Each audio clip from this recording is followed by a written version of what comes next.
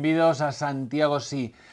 Tedes unha cita, si sodes pais ou nais ou estades pensando en formar familia, tedes unha cita o sábado 28 de xuño de 2014 no Hotel Porta do Camiño, no Hotel Oca Porta do Camiño. Por qué? Porque vanse desenvolver ali as segundas xornadas de crianza consciente e coaching familiar. E iso está organizado pola Escola Internacional de Crianza e Coaching. E como temos aquí a unha das súas responsables, Teresa Hernández, benvida. Gracias. A pregunta é obvia, é típica, supoño.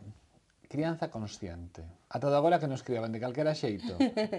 Bueno, de calquera xeito non, pero sí que é certo que os pais, aínda os que nos informamos, nos formamos e buscamos esta toma de conciencia, aínda con esas, pois non podemos evitar, pois no día a día, na cotidianidade, pois ser inconsciente de moitas das cousas que facemos e que decimos, e o máis importante, das consecuencias que iso pode ter, non, nos nenos. Porque ti non eres perfecta. Non, claro. Digo, ti eres nai, ti todo o que estás a falar o experimentas en ti mesma. Así é. Así é, claro. Sí. E non eres perfecta. Non, nin pretendo tampouco selo, non vai tanto por esa liña, non, de pretender que pois, a crianza respetuosa, consciente e demais, sexa feita por pais e nais perfectos, non vai por esa liña, pero sí que vai por eso, por darse conta de que o que eu digo e o que eu fago ten unha consecuencia sobre os meus nenos. Crianza respetuosa. Sí. Que é? Parece que toda a crianza é sempre respetuosa. Non para é así. Non me parece para nada. É que non é. A crianza está pensada sempre... Nunca me parei a pensar isto, estou dicindo a medida que estamos a falar, pero penso que a crianza está pensada sempre dende un punto de superioridade. Pois eso entón xa non pode ser moi respetuoso, non? Porque se estamos... Pero sí, non? Creo que sempre está pensada como... Sí, eu penso que tamén, ou polo menos a que nos tocou, era así, sen ningunha dúbida, non? O neno era como o de segunda, non? Sempre en segunda liña. Bueno, temos esta frase típica que sona como a broma hoxe en día de cuando los mayores hablan, los niños se callan. Por exemplo, non? Eso moi democrático non é. Claro. É moi respetuoso tampouco. Claro. Entón, un poquito nesta liña, non? Pois que creencias temos, que hábitos temos, que temos herdado da nosa forma, non? Como nos educaron a nós e tal.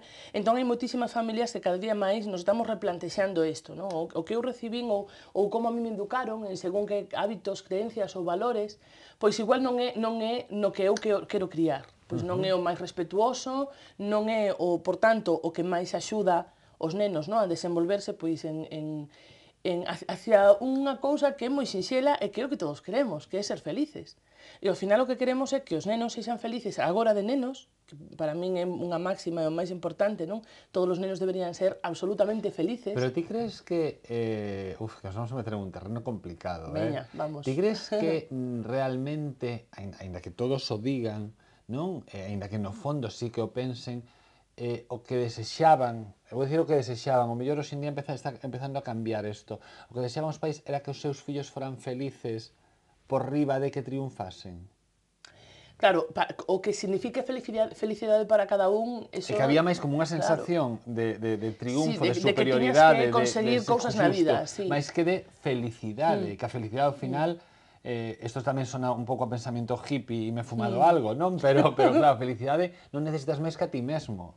Sí, o que pasa é que, bueno, sí que é certo que traemos unha creencia de xeración en xeración de que ser feliz implica primeiro sacrificarse, non? En certas cousas, claro, e ter unha serie de consecucións. Tens que conseguir un traballo estable dun tipo determinado de traballo, ademais. Uns ingresos determinados, uns bens materiais... Efectivamente. Claro, eso xa é a interpretación que cada pai ou nai quera dar. Pareceme ben, pareceme lícito todo, non? O que pense que conseguir un determinado tipo de traballo, un determinado estilo de vida é a felicidade do seu fillo, pois, bueno, eu non lle vou poñer nin quitar, non? Tampouco é o meu traballo enxuiciar o que os pais deciden. Non, para nada, claro, senón axudarlles a conseguir eso que les deciden. Se ti crees que isto é o que che fai feliz o fillo, pois, penso que como última instancia sí é eso, sí é ser feliz.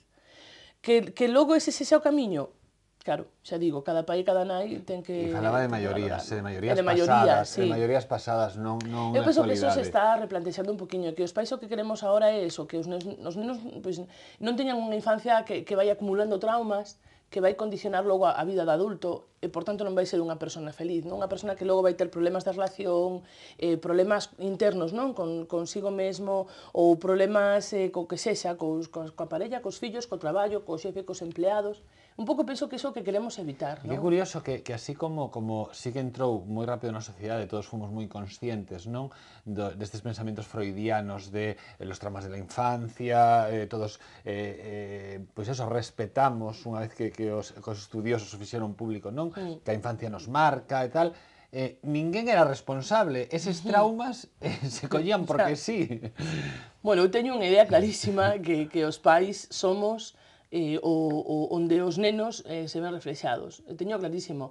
E, de feito, todos os clientes de coaching familiar que teño, que son moitísimas, cada día máis xente que ven por temas, non, relacionados ca familia e ca crianza, antes ou despois acaban chegando, que é o que eu pretendo, non? Acaban chegando a esta conclusión. E lembro unha clienta que un día chegoume pola porta cos brazos moi abertos e dixo: Teresa, é que xa por fin, xa me entrou, xa me calou. Claro. Somos nós, non son eles. Nin os nenos son os que teñen o problema, nin os nenos son os que están facendo algo mal, non. É o que nós facemos o que vai repercutir directamente sobre como eles se comportan, non? E logo resulta que é así, que a realidade é esa, exactamente como estou eu como nai e como fago eu como nai, ten unha consecuencia inmediata, clara e visible sobre a miña filla, non? E que os nenos son como esponxas, entón repiten comportamento. Claro, bueno, pois estamos lle dando o espello onde verse, non? Estamos lle dando o patrón do que supostamente é o correcto que teñen que facer. De aí que teñamos que tomar conciencia sobre como facemos. Logo, eu lle engadiría, si son como esponxas, absorben todo, imitan moitísimo, pero tamén hai unha parte, non, que eu non quitaría, que é unha parte de persoas por si mesmas. Claro, non solamente son a imitación do que eu fago. Que parece que non teñen personalidade. Claro, non, pero sí que teñen, claro que sí, non? Entón, o que vai facer é unha suma de todo isto, unha suma da miña influencia, miña ou do entorno que lle proporcione, non? Mais a súa forma de interpretar, a súa forma de comprender, a súa forma de ser, en definitiva, que é o que moitas veces os pais nos empeñamos en non permitir. E a un neno se lle debe de pedir perdón? Eu penso que sí. Sí? Non sei se a palabra é pedir perdón. Sí. Pedir perdón xa sona... Vale, pero enténdesme o que quero... Pero sí, entendo que cando os pais, cousa que nos pode pasar moitísimas veces, non? Facemos algo que de algún xeito dana o neno ou lle agravia de alguna maneira. Algo equivocado. Algo equivocado, claro que sí. Porque non, eu coa miña filla, pero se un día, por exemplo, pois ao mellor teño menos paciencia ou teño prisa e ao mellor lle dou unha contestación que non é habitual, non? Sí.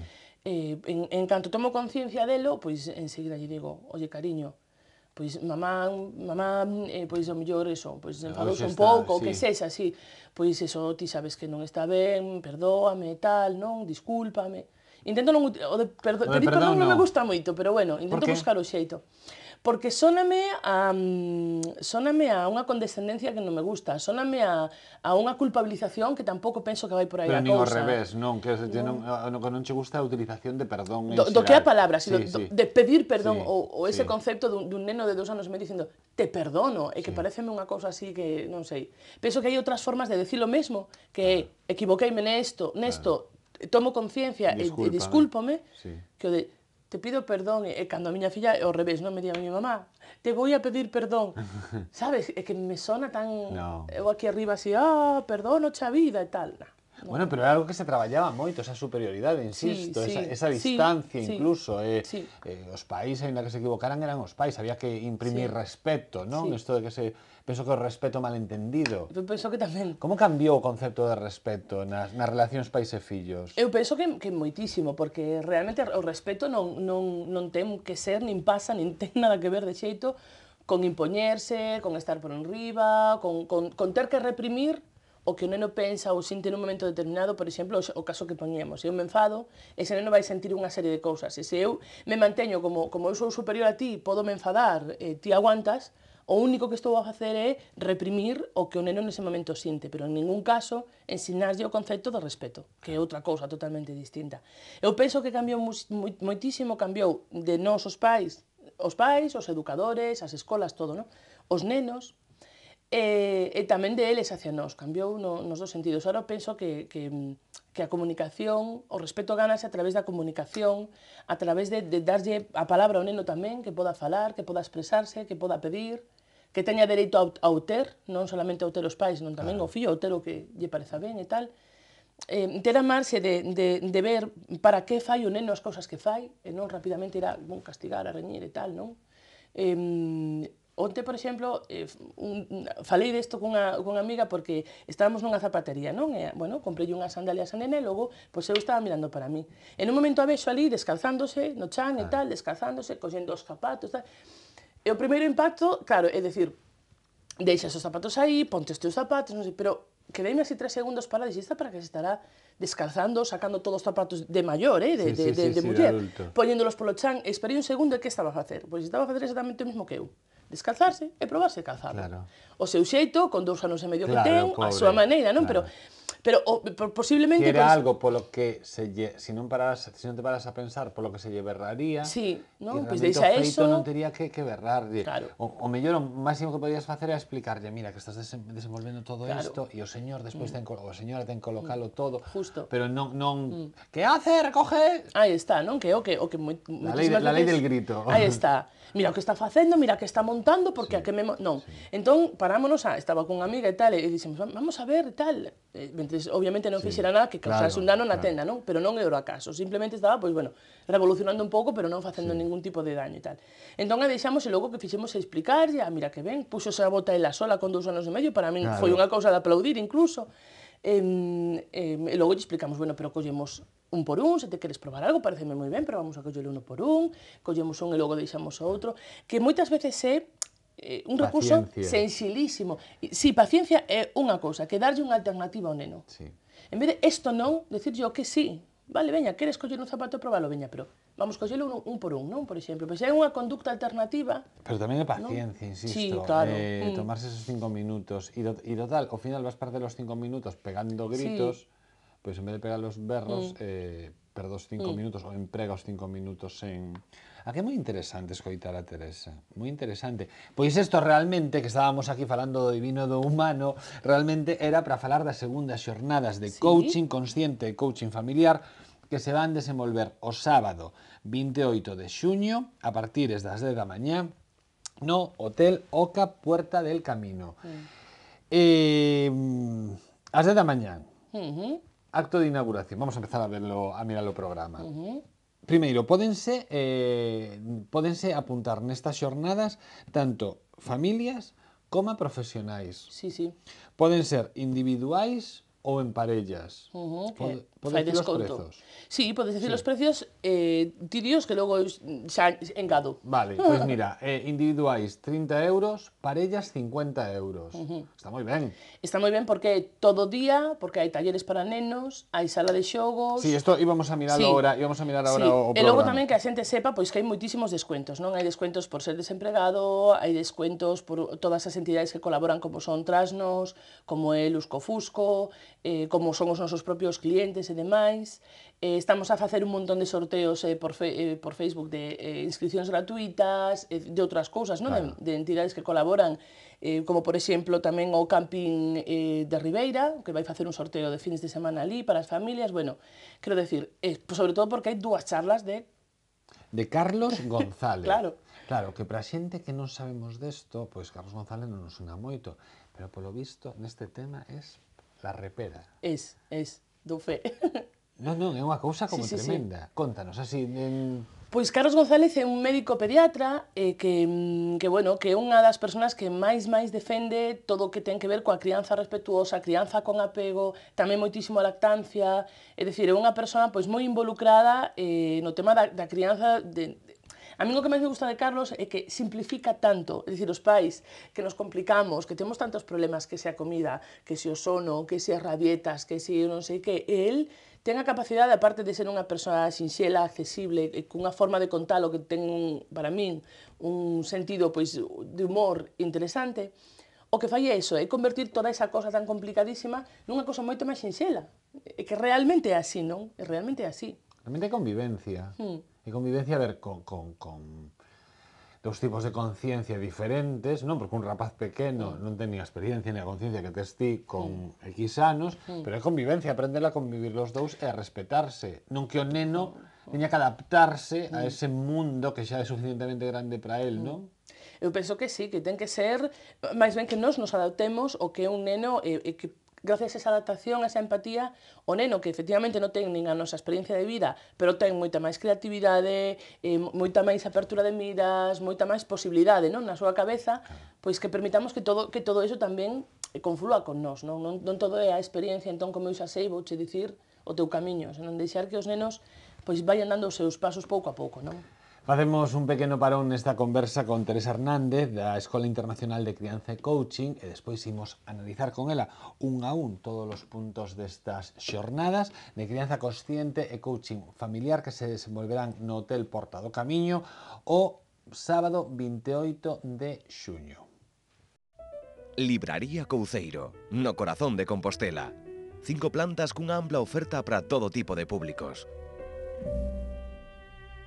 Literatura infantil e galega, guías de turismo, novidades en español. Dispoñemos dunha sección con numerosos exemplares en oferta.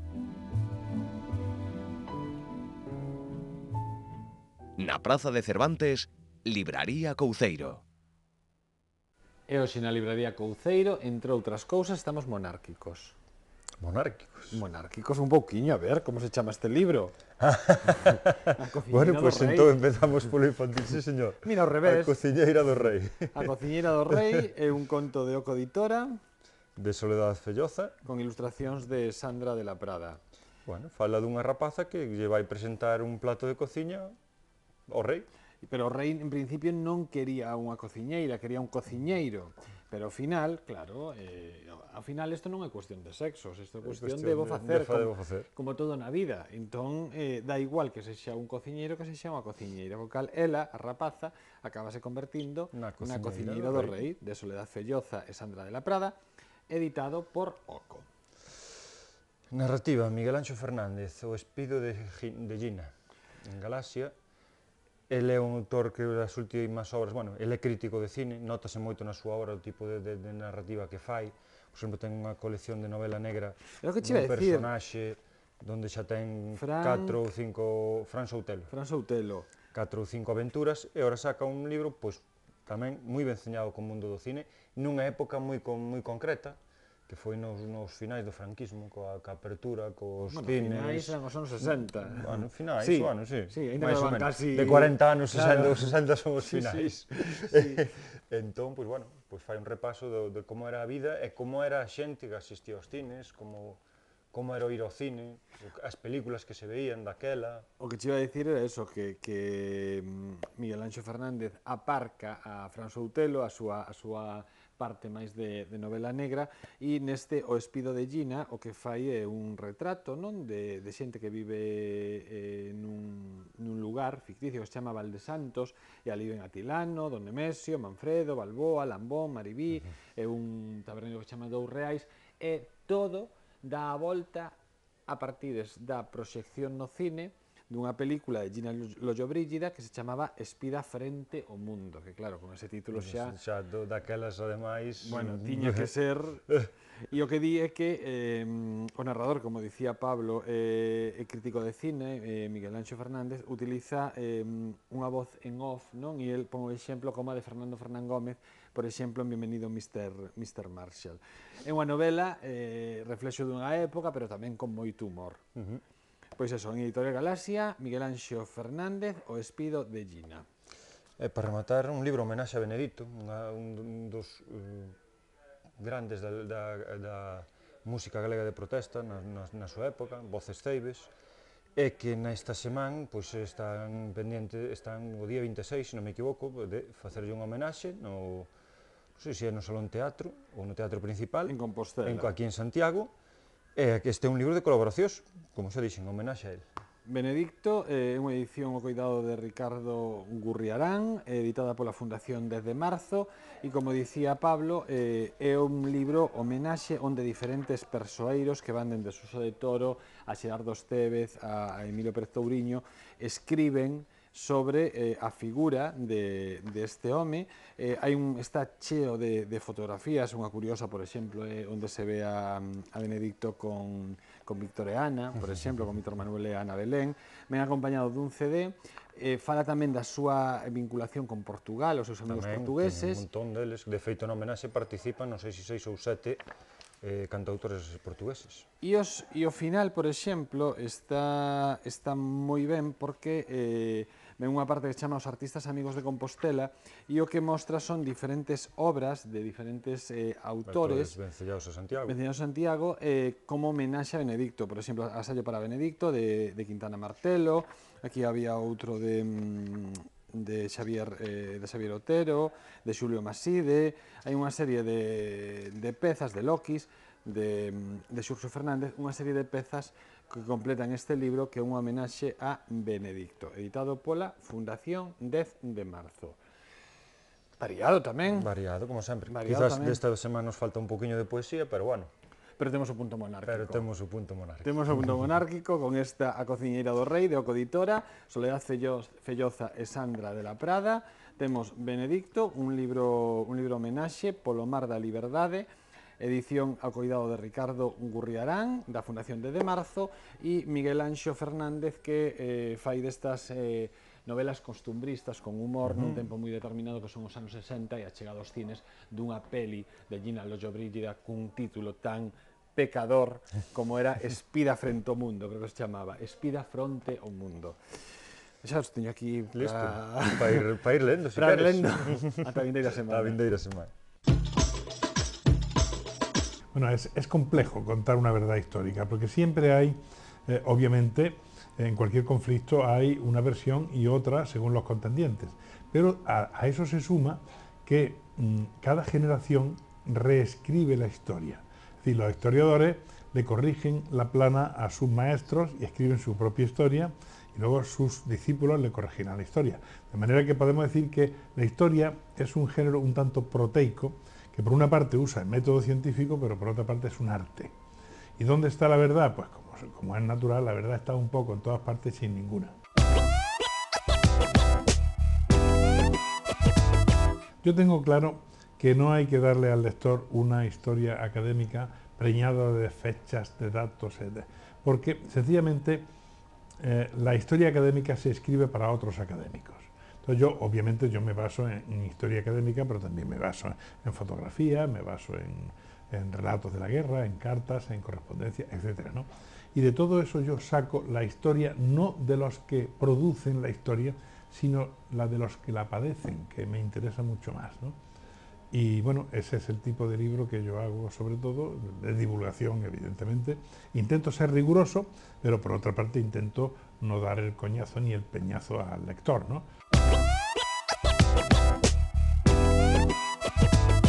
Y luego uso técnicas de novelista y también técnicas cinematográficas, que son las que de algún modo informan al hombre moderno.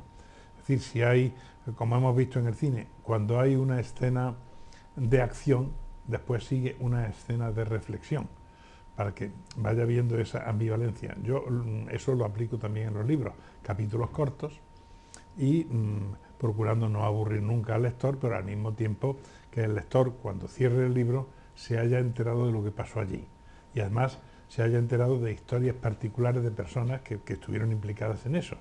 En este caso, por ejemplo, aquí vemos personas o personajes que son del dominio público, pero que casi nadie encuadra en el contexto de la Primera Guerra Mundial, como es la espía Mata Hari, o como es Rasputín, este misterioso monje ruso, o como es Lawrence de Arabia, o el Barón Rojo. A todo el mundo le suena, pero casi nadie los encuadra en su contexto adecuado. Yo intento que todo eso esté en su contexto y además lo acompaño con fotos, etc.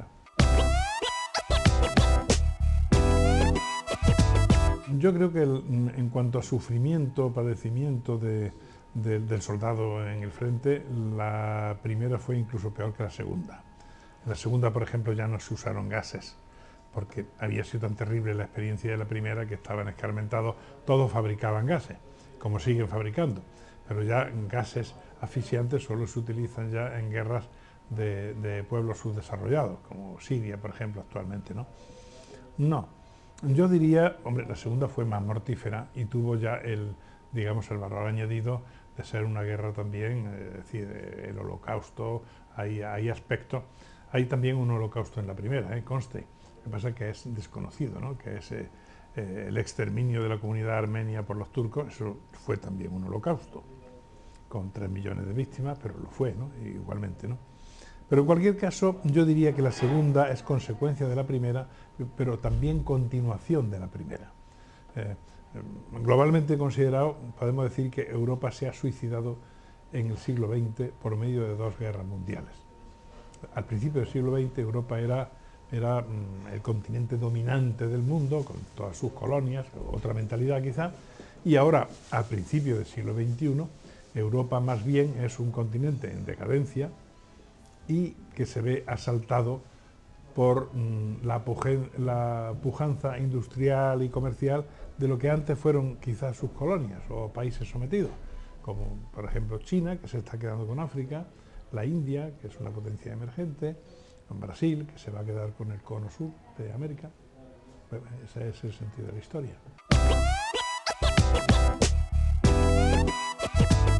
Bueno, yo tuve muy claro desde el principio 2 cosas. Fue una lectora mía muy fiel, la que me dijo, se acerca el aniversario y, en fin, sería conveniente un libro, y pensé, pues sí, es muy oportuno porque además es un tema que a mí me interesa, ¿no?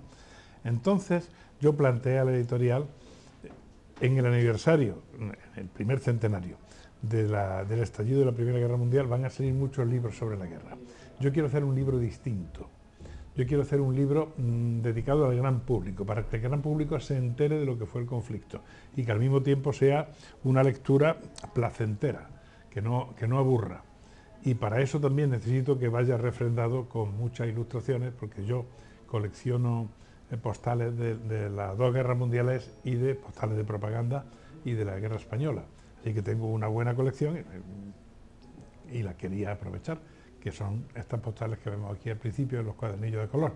Entonces, claro, todo eso ha encarecido mucho la edición del libro, aunque el libro no es más caro que los otros que están en el mercado, ¿no?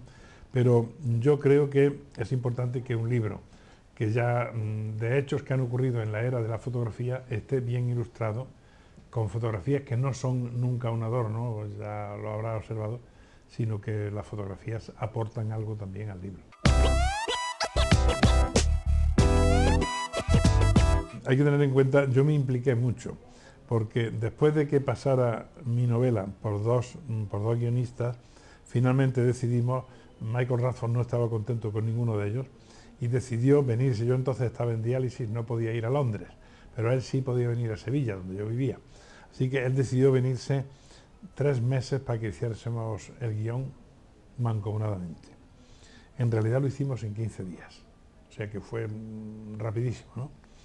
Y la pena es que, claro, después todo haya salido tan atropellado y tan mal, ¿no? Pero había una perfecta conexión entre Michael y yo, y como todo el equipo de la película iba a ser guiri y no tenían mucha idea de la guerra española, entonces yo me ofrecí también para ser el documentalista de la película.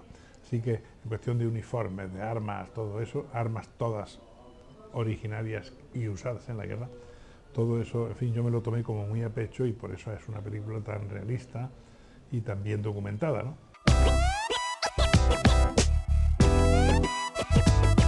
Para mí era muy importante la película porque además iba dedicada a mi padre, que es la historia que recoge, y en fin, yo me habría sentido mucho más satisfecho si la película hubiese sido una película normal.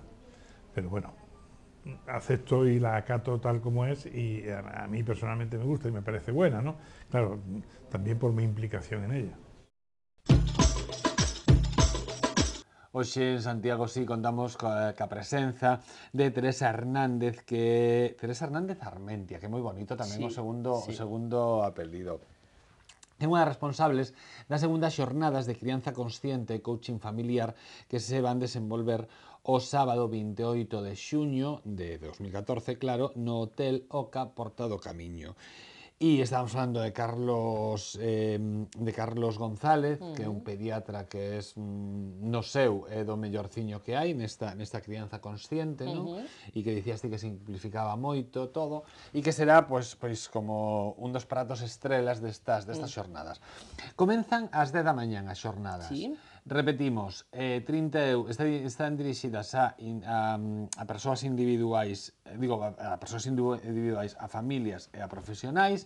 30 euros se vai un só, 50 euros se vai en parella, pero ademais hai descontos dos lugares que colaboran, sorteos, están facendo sorteos por Face, bueno, que hai unha serie de descontos para desempregados. Sí, eso é moi importante. Sí, que hai moitos xeitos de... Isto é como oficial, pero que hai outros xeitos de achegarse a isto, pois un pouco máis, dependendo da situación personal de cada un.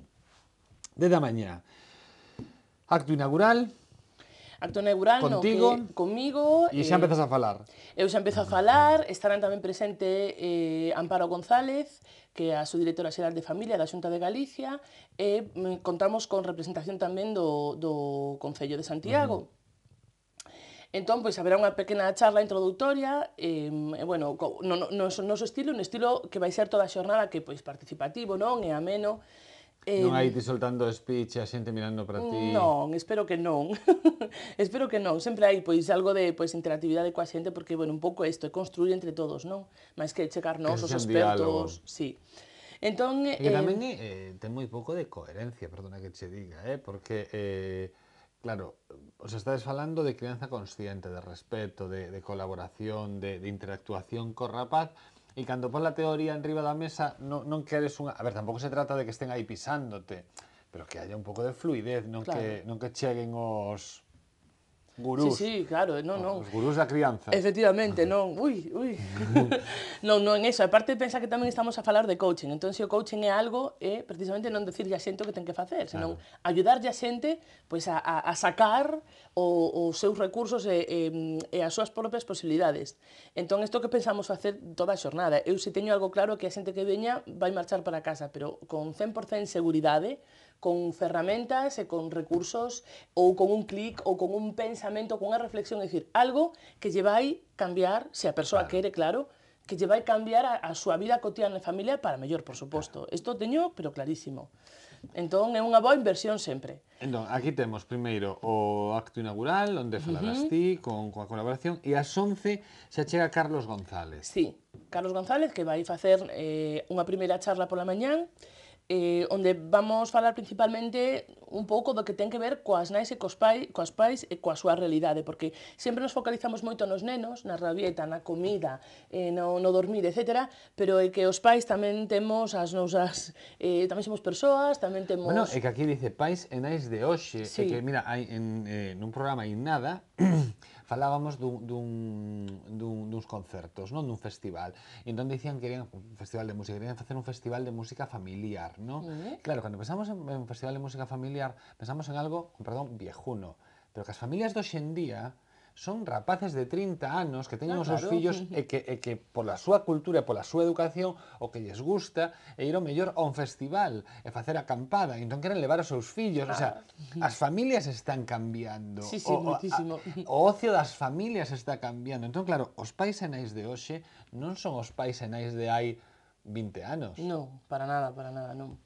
Non, e é certo que, bueno, que ser pai ou ser nai podeche cambiar os teus hábitos e o teu ritmo e tal, pero, bueno... Pero que ti tamén eres unha persoa que tamén eres persoa, claro. E non solamente no sentido de eso, non? Do ocio ou de pasalo ben, senón tamén pois, temos os nosos outros problemas. Decir, nós tamén temos que poder conciliar a vida e conciliar a crianza con este enfoque, no, consciente, respetuoso, é todavía máis difícil que facer crianza nun sentido máis tradicional.